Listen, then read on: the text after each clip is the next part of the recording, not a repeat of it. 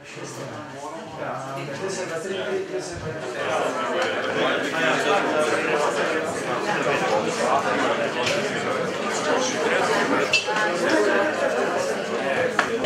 srčneje pozdravim na današnji javni tribuni, ter se obenem tudi zahvalim društvu pisateljev, ki nam je omogočilo gostovati v teh pravilnih prostorih.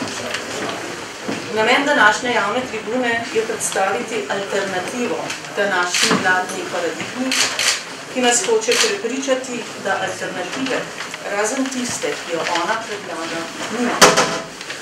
Pa vendar bomo danes poskušali prav to. Svoje poglede na različne vidike razvoja nam bodo danes predstavili ustavno-pravnega dr. Miro Cerar, ekonomskega Franček Drenovec, kulturnega Igor Koršič, etičnega dr. Marta Dešir, ki je tudi predsednica Gibanja Trst. Tribuno bo vodil in povezoval dr. Dušan Ljub, ki je predsednik programskega sveta Gibanja Trst. Po končanih predstavitvah pa upamo na zelo živahno razpravo o tem, kakšno Slovenijo si želimo, če pustimo za ta trenutek svet popolnoma vnemar. Zdaj pa predlagam in predajam besedo dr. Ljubu in pa vam, dragi zgodničari. Dan sem skupaj in uspešno naprej. Danes ozko interesno okupirano državo ponovno postavimo in spostavimo kot servis za državljanke in državljane Slovenije, ki imajo, po mojem mnenju, osrednjo vlogo, morda pa se te osrednje vloge ne zavedajo. Torej, kaj zdaj? Od osamosvojitve dalje smo v Sloveniji pretežno podcenjevali pomen prava in pravičnosti. Nekateri namenoma, drugi ne hote. In zato je danes naša država pretirano nepravična, naša pravna država pa v hudi krizi. Zdaj, predvsem se obči odnos do prava ni razvijal dobro. Ostal ali pa postal je nekako vulgaren, jaz bi temu rekel primitiven. Pravo se nekako dojema kot neko sredstvo vladajočega, da si podredi ekonomske, socialne in druge strukture, da si potem neke tako imenovane elite iz tega zagotovijo svoj kos pogače in če kaj ostane, potem seveda prepustijo še ljudstvu. Skratka, ta nek vulgarni pojem, način pojmovanja prava prevladuje, ki smo ga pravzaprav hoteli opustiti. Kajti ravno v taki neki vulgarni obliki ga je opredeljeval nekoč marksizem kot sredstvo vladajočega razreda. Danes je to sredstvo pač vladajočih elit, kar je zelo podobno ali isto na račun vseh ostalih in seveda za pravičnosti ostane tu zelo malo mesta. Mimogrede, vsi ste opazili, pred zadnjimi volitvami se je kot ključno vprašanje ravno postavljalo vprašanje pravičnosti. Veliko manj je novinarje, medije, torej javnost zanimalo, kaj so stranke napisale v programu, več jih je zanimalo, kateri kandidat, katera stranka, predvsem so bili seveda osredotočeni samo na tiste, ki so bili nekako določeni kot nasilni, ne? Zanimalo jih je, kdo je bolj pošten, kdo je bolj pravičen, kdo je kakšno pogodbo sklenil nepravilno, kdo ima morda kakšna nepravilno pridobljena sredstva, kdo je koruptiven in ne. Skratka, naša družba postaja vedno bolj občutljiva za to vprašanje, ampak žal pa še vedno ni videti dovolj takšnih pristopov, ki bi se na to ustrezno odzivali na področju prava. Tako da ta nepravičnost ali krivičnost družbe še vedno ostaja prehuda, vedno bolj neznosna in seveda iluzorično je pričakovati, da bomo v nepravični družbi ekonomsko ali drugače uspešni, kajti v takšni družbi ljudje niso motivirani za solidarnost, zato da bi si prizadevali za drugega, za državo, vsakdo se zapre prej v sebe, v svoj zasebni svet, išče beg, postaja apatičen, pasiven in stanje duha je porazno. V takem stanju bomo lahko še takšne želje in projekte, motor, ki skušal se skozi pognati, je premajhen, in nima moči na celotno družbo. Pomembno je pravzaprav to, da se ozremo naprej, da strnemo moči in da pravzaprav družbo usmerimo v pravi tok.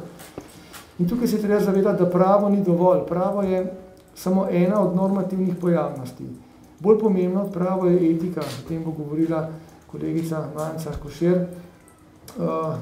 Če družba ni etična, tudi ne more biti pravna. Če nimamo neke, spet bi rekel, minimalne etične kulture, od vsakdanjega bontona pa do spoštovanja državljana, sodržavljana, človeka kot takega in državnih institucij, potem seveda tudi pravo ne more zaživeti, kajti potem predpostavk za pravno državo enostavno še ni. Je družba na prenizki ravni. In treba se torej zavedati, da je pravo samo relativno avtonomno, da nam tudi vplivajo seveda religija, običaji, navade, morala in podobno, da pa seveda ima kljub temu neko svojo avtonomno sfero, ki jo v največji meri personificira sodna veja oblasti, pa tudi vsi ostali pravni dejavniki, od poklicnih pravnih skupin do tistih politikov in drugih, ki pravzaprav pravo udejanjajo in podobno. Zato je odgovornost teh poklicnih in drugih skupin in posameznikov tu izredno velika in jaz mislim, da spodbujanje neke pravne kulture je tu zelo pomembno. Seveda, kaj pomeni pravna kultura? Pravna kultura ima zelo veliko aspektov. V prvi vrsti je to zavedanje o tej pomembnosti prava za sodobno družbo. Da je pravzaprav pravo tisti mehanizem, ki nam edini omogoča neko znosno sožitje na institucionalni in sistemski ravni, ki skuša nekako uskladiti svobodo vsakogar, torej svobodo vsakega, svobodo drugih in na nek način seveda tudi zagotoviti tisto, čemur bi morali reči državni nacionalni interes, pa pri nas zaenkrat pravzaprav še niti ni dobro opredeljeno, ker za to ni bilo časa in volje. Pravna zavest, pravna kultura tudi pomeni spoštovanje sočloveka v tem pravnem kontekstu, se pravi predvsem spoštovanje človekovih pravic in zavedanje lastnih pravnih dolžnosti, obveznosti do drugih, tudi do države na neki točki, normalno. In še marsikaj tukaj denimo tudi to, da pravna kultura zajema v sebi iskanje nekega ravnovesja med spravnimi elementi prava in konfliktnimi elementi prava. Da torej ne drvimo vedno v pravni spor, v tožbo, da nimamo potem več kot 1 milijon pravnih postopkov sproženih na leto v Sloveniji, kar je nek poseben odraz naše pravne, jaz bi rekel že celo ne kulture, ampak da znamo seveda pravo uporabiti kot zadnje možno sredstvo. Da skušamo biti najprej ljudje, se pogovarjati o problemih, jih reševati po moralni, etični, običajni, kakšni drugi poti, s pomočjo sorodnikov, znancev, prijateljev, delavcev, kolektiv in šele potem, če dejansko ne gre, pristopimo k pravnim mehanizmom reševanja sporov. Seveda je pa pravo zelo pomembno, jasno brez njega na neki točki ne gre in to nam je jasno bolj ali manj. V Sloveniji pravzaprav tudi zakonodaja sploh ne v tolikšni meri neustrezna, kot si mislimo. Zagotovo obstajajo sistemske praznine in zagotovo se zakonodaja prehitro spreminja in ima nekatere neustrezne rešitve. To vsi vemo. Ampak problem je bolj v tem, da mi pravzaprav obstoječih zakonov ne spoštujemo. In ko se ugotovi, da je problem, politiki seveda retorično drvijo na oder in rečejo, spremenili bomo zakon, to storijo in ne naredijo pravzaprav nič. Samo zmedejo sfero uprave, sfero sodstva, ki mora dejansko se potem prilagajati novi zakonodaji na kratek čas. In ravno, ko se prilagodi, jo spet presenetijo z novo zakonodajo, z novo reformo, z novim posegom v sistem, tako da se pravzaprav niti ne mora razviti neka stabilna sodna praksa, neka predvidljivost in še manj zanesljivost.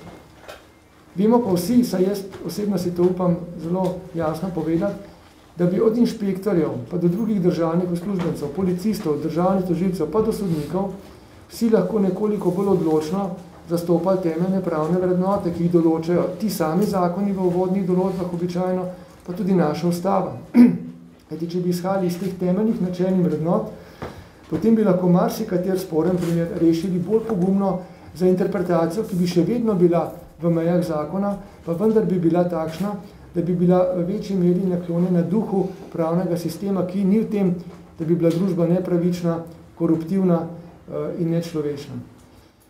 Kakorkoli dela je tu veliko izzivov, je veliko o tem morda v razpravi. Rekel bi še na kratko 2-3 stvari. Prvič, slovenska ustava zagotovo po tolikem času in tudi že vmes se je to izkazalo, potrebuje določene spremembe. Vsi to vemo, vendar si upam tudi trditi, da nobena od teh zamujenih priložnosti, ko še nismo teh sprememb sprejeli, ni dramatično ali usodno vplivala na naš razvoj. Naša ustava je tudi takšna, kot je še vedno dovolj čvrst temelj, na katerem lahko gradimo naš pravni red, in če imamo nek etični odnos drug do drugega, če razvijamo pravno kulturo, lahko ustava še dolgo ostane nespremenjena. Seveda pa bi bilo koristno in bo dobro, če bi določene stvari ustavile, spremenili, popravili, seveda pa ne radikalno, nikakor ne svetujem in se ne zavzema za kakšno radikalno poseganje v same temelje naše ustave, kajti če pomislimo, naša ustava je pravzaprav edini stabilni faktor v našem sistemu, edini dejavnik naše državno-pravne kontinuitete, neke politične in pravne stabilnosti. Pri ustavi se tudi politika na neki točki ustavi in ne more početi več naprej svojih norosti, kadar jo to grabi. In takrat morda le pridemo do predčasnih volitev, morda le pridemo do nekega ustavno korektnega postopka in do nekih, bi rekel, rešitev, ki jih tako nujno potrebujemo. In za konec, ta prispodoba o ukradeni državi, kolikor je to sploh prispodoba, nas v bistvu opominja, da smo ne le politiki, pravniki, strokovnjaki, ampak vsi državljani, tudi jaz, torej vsi kot državljani, premalo državljansko aktivni, da smo nasplošno tudi sami padli na temeljnih vrednotnih preizkušnjah in zato politikom ne upamo ali ne znamo v potrebni meri kritično nastaviti zrcala oziroma jih družbeno civilno organizirano prisiliti k bistveno bolj odgovornemu ravnanju. Kar je še posebna škoda, kajti v majhni državi, majhni po številu prebivalstva, ne govorim, da smo majhni po vrednosti, majhni po vplivu, ki ga lahko imamo v svetu, to vsi razume, da to se meri drugače, ampak dejansko smo majhni po številu prebivalstva in majhni po obsegu, teritorialno obsegu. V takih državah je stik med javnimi delavci, funkcionarji, službenci, politiki, torej vsemi in državljani zelo pogost. Razdalja med državljanom in nekim politikom je majhna. Ta politik se vrača v svoje lokalno okolje. Vsak dan nam je relativno blizu. In če bi znali biti nekoliko bolj uravnoteženo, govorim, pogumni, in bi tem ljudem, za katere nismo prepričani, da delajo vedno dobro, namenili svojo kritiko, tudi osebno, ampak govorim na spoštljiv kulturen način. Če bi to počelo v večji meri, če bi se tudi sami počutili toliko poštene, vredne, da to lahko mirno storimo, potem bi bila tudi naša oblast in vsi tisti, ki sodijo zraven, boljša. Tako da mislim, da je tu temeljni izziv, s tem končujem. Mislim, da se moramo zavedati, da noben podsistem družbe ne bo sam te ladje, te gromozanske ladje, ki plujejo v napačno smer, potegnil v pravo smer. Vsi podsistemi morajo začeti delati na tem in samo skupno bomo to zmogli. Seveda, s kakšno izjemo, normalno, nekateri bodo izjemno dobro vlekli po pravi poti, drugi slabše, ampak zato je treba se zavedati, da vsak državljan in vsaka poklicna skupina in na koncu politiki, direktori, izobraženci, seveda smo soodgovorni za to, kam bomo pripeljali v prihodnjih mesecih in letih sebe in kam naše otroke oziroma prihodne generacije. Hvala lepa. In ne more biti skupnost etična, ne moramo uveljavljati moralnih vrednot, če sami kot posamezniki tega v sebi ne živimo in če nismo etični ljudje. Kot pravi dr. Cerar in zadnje čase to velikokrat poudarja, na etiki stoji ali pade človek in na etiki stoji ali pade tudi civilizacija. Torej, etos je ključnega pomena za to, kar se godi in kar se še bo. Da so nam ukradli državo, je, kot je bilo že rečeno, posledica tega, da so vodilni brez etosa, brez etičnega kompasa, ampak tudi mi smo soodgovorni. Ker takole bo boljš, ja, pa ni treba tako. Ja, hvala lepa, imam močen glas. Torej, sleherni izmed nas je soodgovoren. In tukaj se ne moramo nič slepiti. Soodgovorni v tem smislu, da se ne zavedamo, da sta za pritisk potrebno vedno dva. Eden ali več tistih, ki pritiskajo, in tisti, ki se pustijo pritiskati. Če bi bili bolj suvereni, bolj samozavestni, bolj pogumni, da bi se sproti upirali in rekli ne dovolimo, potem do tega stanja ne bi prišli. Ampak naše kolektivno nezavedno še ni toliko razvito, še ne živimo demokracije 200 let kot kje druge, da bi zmogli ta državljanski pogum. Ker se pa zdaj zemlja hitreje giblje in čas hitreje teče, se bo tudi to začelo hitreje dogajati. Mi bomo hitreje dozorevali tudi v etičnem, se pravi tudi v aktivnem državljanstvu, kot smo doslej, kajti zdaj pa je 5 minut do 12, zdaj pa ni več časa. In to vsak od nas, ki tukaj stoji ali sedi, globoko v sebi zares čuti in občuti. Zato smo se pripravljeni angažirati in nekateri med vami tudi morda prvič v življenju, ker vemo, da je to zdaj nujno.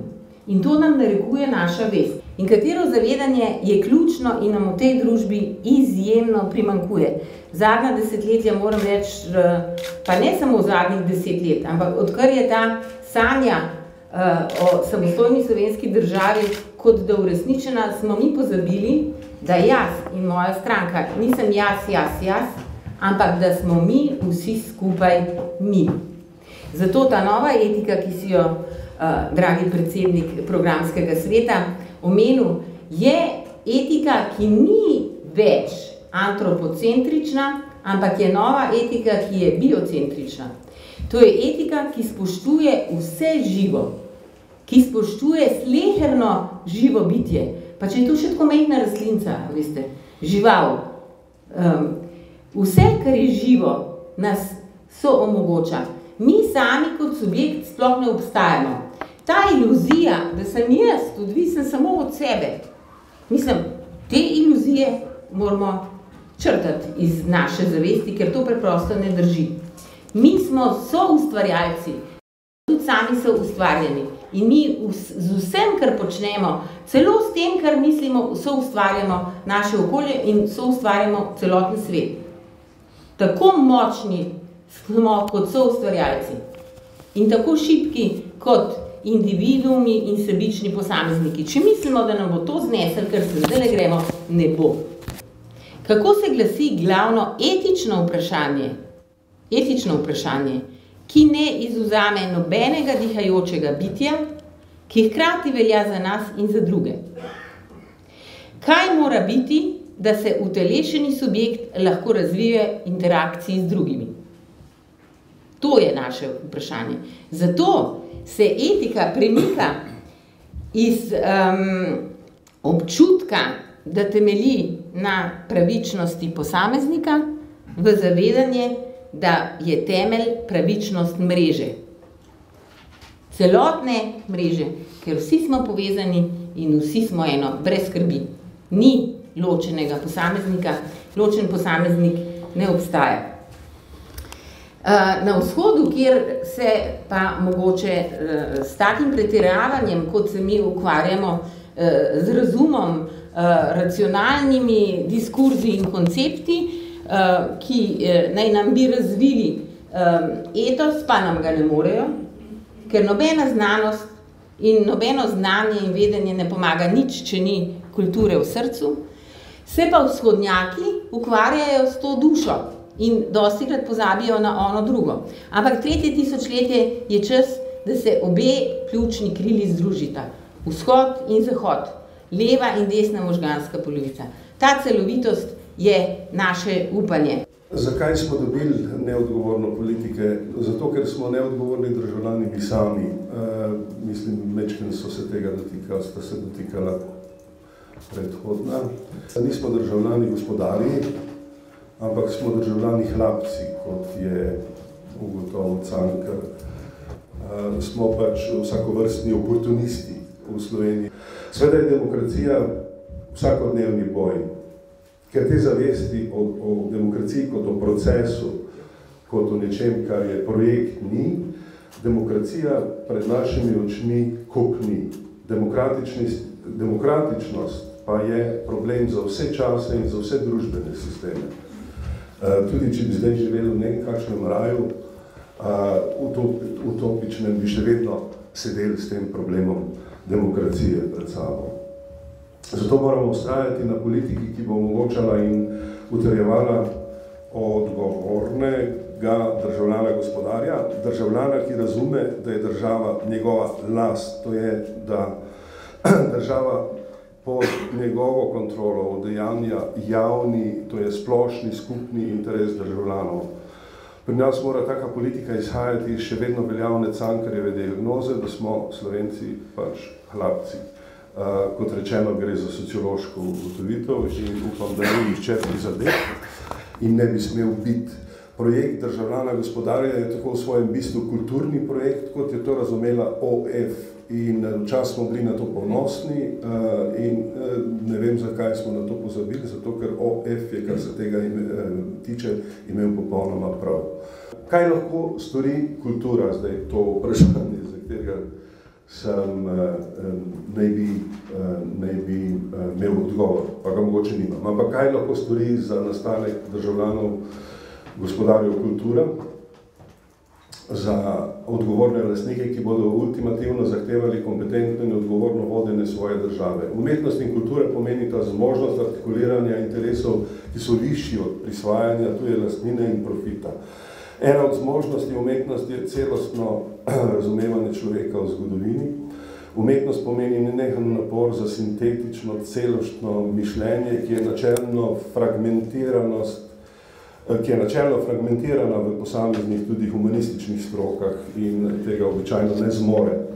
Zato v krizah kultura in umetnost praviloma odigrata odločilno vlogo. Razgradnjo države in demokracije mora kultura poimenovati s pravim imenom in izreči brezpogojni ne. Kultura je vlogo vesti in katalizatorja sprememb igrala v svetljenski Evropi, v sekularizaciji Evrope, v boju za emancipacijo delavstva, v boju za emancipacijo narodov, v boju s fašizmom, v boju s kolonializmom, kako tudi v boju s totalitarnim komunizmom. Zdaj sta na vrsti pač neoliberalni kapitalizem in populizem. Utvara, da se mora umetnost umakniti iz politike, je bila gotovo najbolj usodna zabloda po osamosvojitvenih kulturnikov. Umetnost kot vest človeštva je danes bolj potrebna kot kdajkoli prej. Kultura je med drugim tudi zato, da razkriva laž in dvoličnost. Prav v imenu kulture moramo zahtevati, da vsi poslanci in vse stranke poskrbijo, da bo popravljeno, kar so zavozili oni in nihče drug. Da sanirajo banke, izvedejo pokojninsko reformo, ki so jo prej blokirali, pripravijo vzdržen proračun in predvsem da pripravijo dolgoročno, vedno odsotno strategijo razvoja Slovenije, ki bo gradila na suverenih državljanih in ustvarjalnem znanju. Ker dobro vemo, da tega niso zmožni, naj čim prej odstopijo in dajo priložnost tehnični vladi narodne enotnosti, vsekakor vladi kompetentnih strokovnjakov ali kakemu slovenskemu Holandu. Nekomu pač, ki bo v izhodišču priznal suverenost državljanov gospodarjev in bo razumel, da je lahko samo njihov služabnik. Se pravi, čisto nič drugače, kot je to bilo na Gosposvetskem polju pri tistem znanem ustoličevanju. Hvala. Nekaj pomov o produkcijskih in ekonomskih procesih v tranziciji. Prvi del tranzicije je tist, ki se je zaključil v neki zgodbi o uspehu, približno okoli leta 2000, pa poj z enim čisto zadnjim, res zadnjim last minute refleksem v prevzemu evra, je bil projekt kontinuitete, in sicer kontinuitete predhodnega, močnega in dolgotrajnega razvojnega vala, ki je trajal v Sloveniji že tam nekje najkasneje od začetka 70-ih let. Zdaj ni čas, da bi jaz šel v to, je pa tema zelo pomembna, se mi zdi, ker vsaj ena minimalna zgodovinska refleksija mora biti. Mi smo pred osamosvojitvijo imeli za sabo ene par desetletij, v katerem se je dogajal v Sloveniji en razvojni proces po v narekovajih južnoevropskem, korporativističnem vzorcu. Mi smo vzhodnoevropski, ortodoksni razvojno vizijo rusko zapustili že zelo zgodaj. V bistvu smo se razvijali po enem vzorcu, po katerem so se razvijali celo evropsko obrobje za ostale države, ki so zaspale v predhodnem stoletju, vse tiste, ki so bile izven ruske vplivne cone.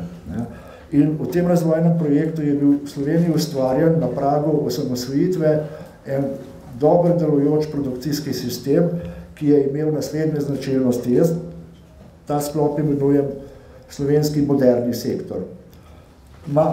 In bi rekel, da ima 3 osnovne značilnosti. Jedro, vsaj v Sloveniji, je v industrijskem izvoznem sektorju, to je sklop podjetij, ki je usmerjen na mednarodni trg in ki se mora dokazovati nenehno predvsem s tehnološkim napredkom in tehnološkim spreminjanjem. Ob njem stoji močna izobrazbena in raziskovalna infrastruktura. V tehnološkem sektorju ti preživi samo z nenehnim spreminjanjem. En podjetje umre, drug nastane.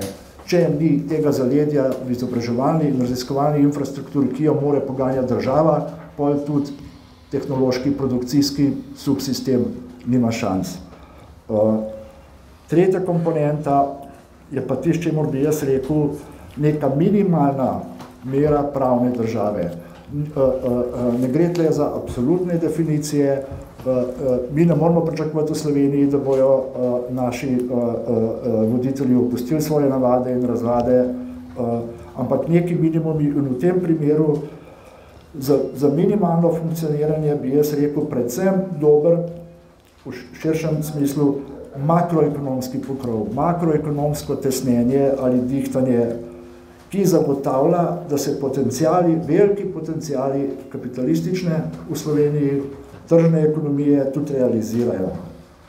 Ker če ni tega, se pravi, da je pridobivanje dohodka in premoženja vezano na produktiven učinek. To je elementarna definicija industrijskega načina proizvodnje ali kapitalizma, če hočete. Če ni tega tesnenja, pa se nima smisla truditi v proizvodnji, pa se trudiš kje drugje. Ma že vemo o tem. To je mimogrede tisto, kar so politiki kontinuitete zagotavljali v 90-ih letih. V 90-ih letih ni bilo zadolževanja, blokiranje bil priliv denarja iz tujine in po zadolževanju in po neposredno po kapitalskih prilivih na borzo in tako naprej. To so te vsebine tistega, čemu res rečem, slovenski moderni sektor, s katerim smo prišli v tranzicijo in ki je pod dobrim upravljanjem v 90-ih letih ustvaril slovensko zgodbo o uspehu, ki je bila resnična. V tranziciji, zdaj pa, naprimer, so bili pa spet bolj definiran te procese, pomembne procese, ki so se zgodili v tranziciji, čisto preprosto v spreminjanju proizvodne strukture. V predhodnem razvoju so bili še zablokirani ideološko ali kakorkoli določeni segmenti produktivne strukture v storitvah in v drobnem sektorju. To je pol izbruhnilo v tranziciji. Prostor je bil prazen, tle je bila gospodarska struktura, je bila zares manjkajoča v teh delih in podatki so, da so 2/3 gospodarske rasti v vsej tranziciji in vso rast zaposlovanja v tranziciji, razen v nemalenkosti v državnem sektorju, je zagotavljal razvoj storitvenih panog. To je bil ta glaven proces, ki se dogaja v tranziciji. Mi smo dobili tiste prej še zadrževane panoge trgovine, financ, gostinstva in tako naprej, kar je normalen. Ni pa normalen,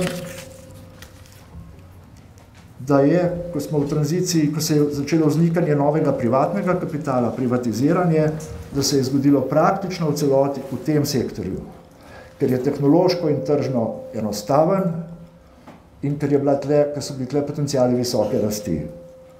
In ker je v tranziciji ekonomska moč prehajala iz bivših menedžerjev, direktorjev, tako imenovanih, na nove lastnike, ker se je struktura ekonomskih elit spreminjala, so postale nove, s tem smo dobili svoje nove ekonomske elite, svoje nove centre ekonomske moči v tem domačem sektorju. To je sektor, ki je usmerjen na domači trg, na naš mali provincialni trg, prestreljen s provincialno politiko, v katerem je igra pridobivanje dohodka, doseganje uspeha, čist nekaj drugega, kakor igra v tako imenovanem modernem sektorju. Po 10-15 letih tranzicije, skratka, so naše ekonomske elite kar naenkrat bile tle in naše politične elite so se zgledovale kar naenkrat po teh ekonomskih elitah in ne po katerih drugih. Če hočete, malo prenesenem pomenu, v forumu 21 so včasih delali izvozniki, 15 let kasneje so sedeli gradbinci, pa trgovci, pa tako naprej.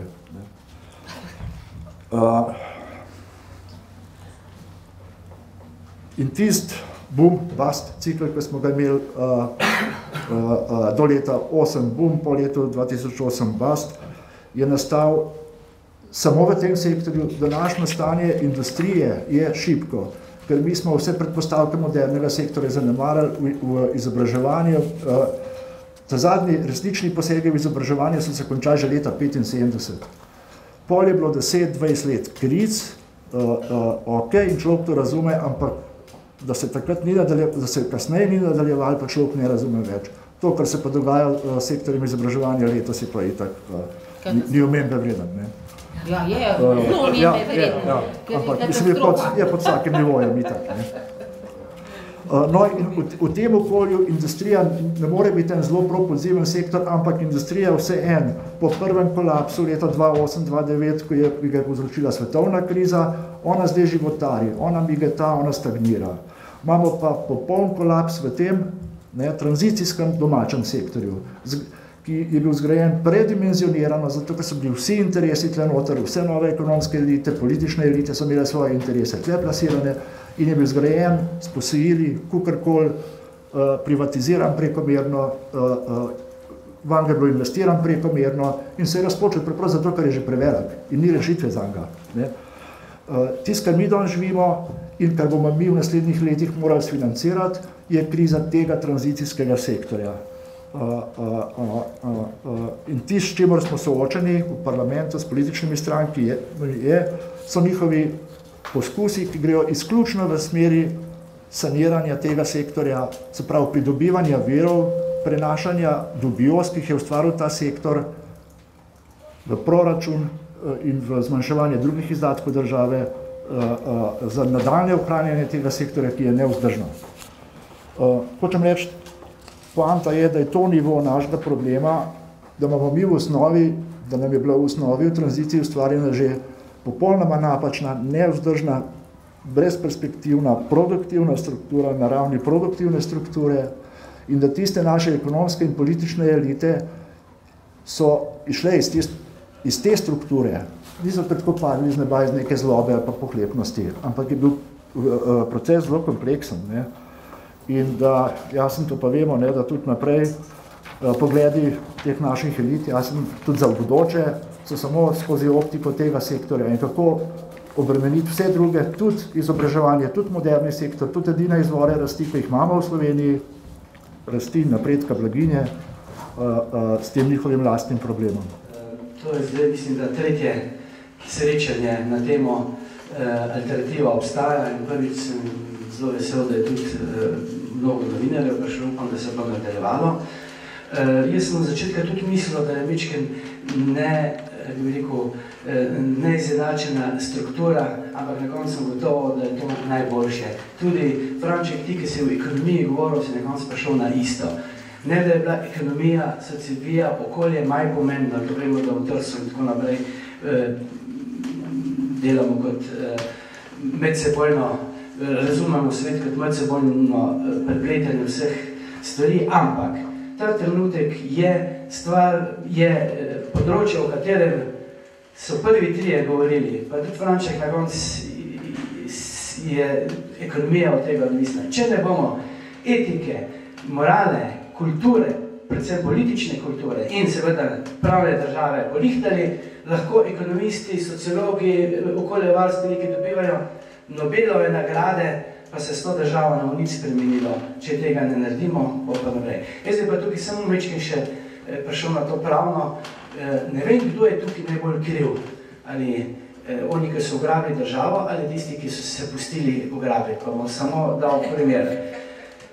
Človek, ki ima v 3 knjigah dokaze, da je preprodajal za milijone evrov orožja, ki se mora vsak dan oziroma vsak teden ne pride na sodišče in dokazuje svoj odnos do pravne države, dobi skoraj 30% glasov na volitvah. Če zelo pogosto na lokalnih volitvah rečejo, nič hudega, če ne župan lopov pa krade, ampak to je fajn zrihtov za nas. In seveda ga ponovno volijo, to je fino kradlo za nas. Ali pa tretjič, da politične stranke, vemo, tekmujejo v tem, da ne bojo upoštevale odločbe Ustavnega sodišča in zato tudi volitve dobijo. Tukaj mene zdaj skrbi, ker je na eni strani ena lumpenproletarska miselnost in lumpen pod spodaj in lumpenproletarska miselnost, ki to miselno izkorišča. Ni narobe, da imamo v družbi lumpenproletarce, posod so. Problem je, da je pri nas lumpenproletarske miselnosti 30% ali celo več. Hvala lepa. Potrebujemo, kot vidite, predvsem aktivnega državljana in državljanke, seveda. Brez tega teh sprememb ni. Poti so različne. Jaz mislim, da je tudi čas za kakšen javni upor. Resnično. Ne zaradi tega, da bi rušili zadeve, ampak da bi z trdo besedo in dejstvi opozorili, v kako prelomnem času živimo in da ni več manevrskega prostora za umik. Še enkrat, hvala lepa vsem vam in se vam lepo zahvaljujem za udeležbo, za potrpežljivost in tudi za vaše tehne razprave.